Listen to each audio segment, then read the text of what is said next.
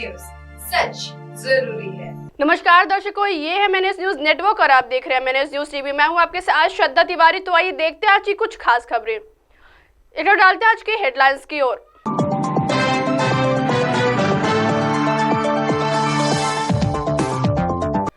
अमेरिकी कांग्रेस में उठा हिंदू मंदिरों पर हमले और हिंदू फोबिया का मामला। रूस के मिसाइल और ड्रोन हमलों ने यूक्रेन में मचाई तबाही। 15 और 16 जून को स्विट्जरलैंड में होगा शांति सम्मेलन, भारत को भी आमंत्रित किया गया। आइए देखते हैं खबरें विस्तार से। अमेरिकी कांग्रेस में उठा हिंदू मंदिरों पर हमले और हिंदू फोबिया का मामला। अमेरिकी संसद में एक प्रस्ताव पेश किया गया है जिसमें अमेरिका में हिंदू मंदिरों पर हमले की घटनाओं और हिंदू फोबिया की कड़ी निंदा की गई है। इस प्रस्ताव को भारतीय मूल के कांग्रेसमैन श्री थानेदार ने पेश किया है। फिलहाल यह प्रस्ताव समीक्षा के लिए सदन की समिति के पास भेजा गया है। इससे पहले भारतीय मूल के सांसदों ने न्याय विभाग को चिट्ठी लिखकर भी हिंदू मंदिरों पर हो रहे हमलों पर जवाब मांगा था। प्रस्ताव में कहा गया है कि हिंदू अमेरिकी समुदाय ने अमेरिका की तरक्की में अहम योगदान दिया है, लेकिन इसके बावजूद इस वर्ग को पक्षपात का सामना करना पड़ता है। स्कूल कॉलेजों में हिंदू अमेरिकी छात्रों को चिढ़ाया जाता है, साथ ही उन्हें पक्षपात, घृणा अपराध और पक्षपाती अपराध का सामना करना पड़ता है। FBI की घृणा अपराध में संबंधित एक रिपोर्ट के अनुसार अमेरिका में हिंदुओं के खिलाफ घृणा अपराध की घटनाएं, मंदिरों पर हमले बढ़े हैं। प्रस्ताव के अनुसार साल 1900 से दुनिया के विभिन्न हिस्सों से हिंदू समुदाय के लोग अमेरिका आ रहे हैं और इनकी संख्या करीब 40 लाख है। अमेरिका की अर्थव्यवस्था और प्रत्येक औद्योगिक क्षेत्र के विकास में इस समुदाय का अहम योगदान रहा है।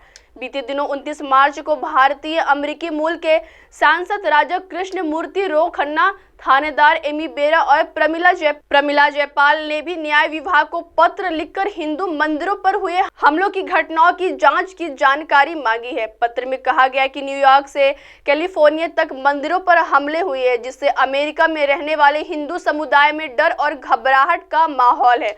मंदिरों पर हमले के मामलों में जांच की प्रगति पर भी सांसदों ने नाराजगी जाहिर की और पूछा कि जांच एजेंसियों ऐसे मामलों से निपटने के लिए क्या कर रही हैं। आइए बढ़ते अगली खबर की ओर। रूस के मिसाइल और ड्रोन हमलों ने यूक्रेन में मचाई तबाही। रूस और यूक्रेन के बीच बीते 2 वर्षों से भी अधिक समय से जंग जारी है। रूस लगातार यूक्रेन पर हमले कर रहा है। इस बीच रूस की तरफ से किए गए ताजा मिसाइल और ड्रोन हमलों में यूक्रेन के सबसे बड़े ऊर्जा संयंत्रों में से एक तबाह हो गया है। इन हमलों में कुछ इमारतों को भी नुकसान पहुंचा है। रूस ने ऊर्जा संयंत्रों को निशाना बनाकर हमला करने के लिए एक अभियान शुरू किया है, जिसके तहत एक कार्रवाई की गई है। अधिकारियों ने बताया कि कीव, चरकासी और ज्वाइटमिर क्षेत्रों की बिजली की आपूर्ति करने वाले सबसे बड़े ऊर्जा संयंत्र ट्रिपिल्स्का पर कई बार हमला किया गया, जिससे ट्रांसफार्मर और जनरेटर नष्ट हो गए और संयंत्र में आग लग गई। आइए बढ़ते अगली खबर की ओर। 15 और 16 जून को स्विट्जरलैंड में होगा शांति सम्मेलन, भारत को भी आमंत्रित किया गया। रूस और यूक्रेन के बीच जारी जंग को रुकवाने और शांति बहाल करने के लिए स्विट्जरलैंड की सरकार ने जून महीने में एक सम्मेलन बुलाने का फैसला किया है। इसमें दुनिया भर के राष्ट्र प्रमुखों को शामिल होने का निमंत्रण दिया गया है। स्विट्जरलैंड में होने वाले इस शांति सम्मेलन के लिए भारत को भी आमंत्रित किया गया है। इसकी प्रस्तावित तारीखों 15 और 16 जून है। शांति सम्मेलन का उद्देश्य अंतर्राष्ट्रीय कानून और संयुक्त राष्ट्र चार्टर के आधार पर न्याय संगत और स्थायी शांति बहाल करने का तरीका खोजना है। सम्मेलन की तारीखें सोच समझ कर रखी गई है। G7 नेताओं का शिखर सम्मेलन 13-15 जून को इटली के अपुलिया में इग्नाजिया में आयोजित किया जाएगा। इसलिए स्विट्जरलैंड के बर्केनस्टॉक होटल में होने वाले शांति सम्मेलन की प्रस्तावित तारीखें 15 और 16 जून रखी गई हैं। स्विस विदेश मंत्री इंजोनियो कैसिस ने 5 फरवरी को नई दिल्ली का दौरा किया था। उन्होंने विदेश मंत्री एस जयशंकर से मुलाकात की और सम्मेलन और भारत की भागीदारी के बारे में जानकारी दी। इसके बाद मार्च में प्रधानमंत्री नरेंद्र मोदी के साथ यूक्रेन के राष्ट्रपति जेलेंस्की की फोन पर बातचीत हुई। सम्मेलन में भाग लेने के लिए भारत को निमंत्रण देने के लिए यूक्रेनी विदेश मंत्री दीपनो कुलेवा की यात्रा हुई। शांति सम्मेलन के बारे में स्विस सरकार के बयान में कहा गया कि 15 जनवरी 2024 को राष्ट्रपति जेलेंस्की की बर्न यात्रा के दौरान स्विट्जरलैंड और यूक्रेन ने यूक्रेन में व्यापक, न्यायपूर्ण और स्थायी शांति की दिशा में अगले कदमों पर चर्चा की।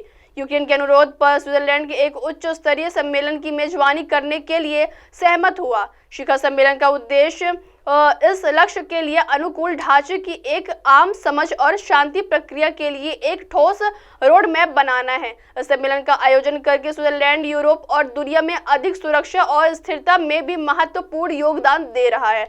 इसमें कहा गया है कि राष्ट्राध्यक्षों और शासनाध्यक्षों के स्तर पर लगभग 120 देशों को आमंत्रित किया जाएगा। स्विस राष्ट्रपति वियोला हेमहर्ड ने साफ किया कि हम इस सम्मेलन में शांति समझौते पर हस्ताक्षर नहीं करने जा रहे हैं। अब आप हमारे चैनल को आपके मोबाइल पर भी देख सकते हैं। मोबाइल ऐप पर देखने के लिए प्ले स्टोर से MNS news TV app download करें। इंस्टा, हाइक, ट्विटर, कुक, फेसबुक और सोशल मीडिया प्लेटफॉर्म पर हमारा चैनल उपलब्ध है। आप इस यूट्यूब पर भी देख सकते हैं, आप इसे लाइव भी देख सकते हैं www.mnsnewstv.com पर। अब वक्त तो चला है 10 को ब्रेक का। ब्रेक से लौटने के बाद देखिएगा देश और दुनिया की तमाम बड़ी खबरें। बने रहिए MNS न्यूज टीवी पर। नमस्कार।